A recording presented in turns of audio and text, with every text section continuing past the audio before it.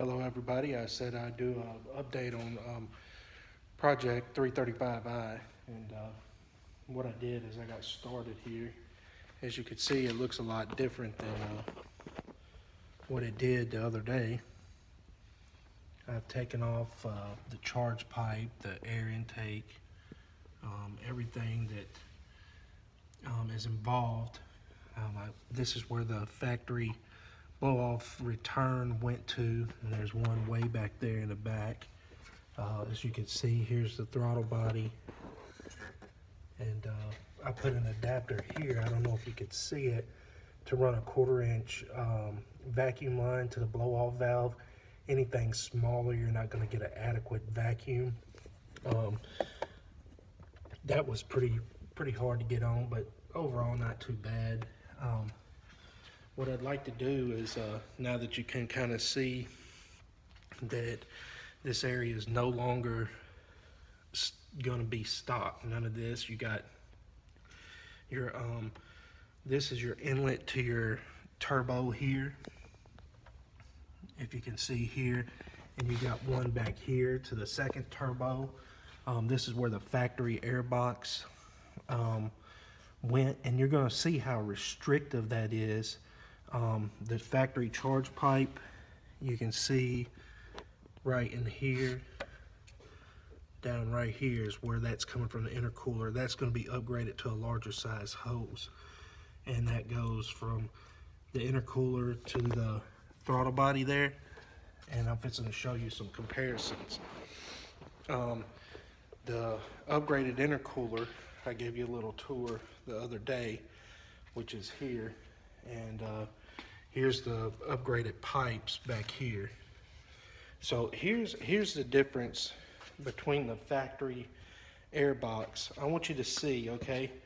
So basically these go down to your turbo here to draw air into the motor. They're the same size on the cold air kit, as you can see right here.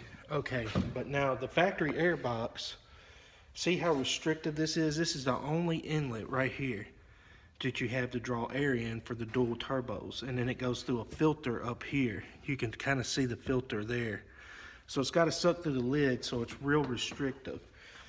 So basically when you go to a dual cone intake, you've still got the inlet here and inlet there.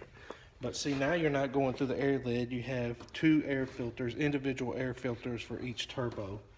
So not only is this box restrictive, it also sound deadening, so you don't get to really hear the turbo spool, which is going to sound pretty good if you like that kind of thing, which I do. You know, I'm not old man yet, and getting there though. But so this is going to improve your air intake to the turbos. It's going to produce a little bit more flow, along with the charge pipe. As you can see, the upgraded hoses and the larger intercooler is going to help flow toward the throttle body side of the motor. Well, what I want you to see here is the difference between the aftermarket charge pipe and the factory charge pipe.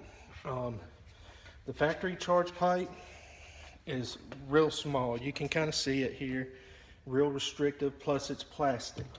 You start getting into some 18 pounds of boost, you know, anything over 15, you're liable to bust this. I mean, that's usually the first thing to go.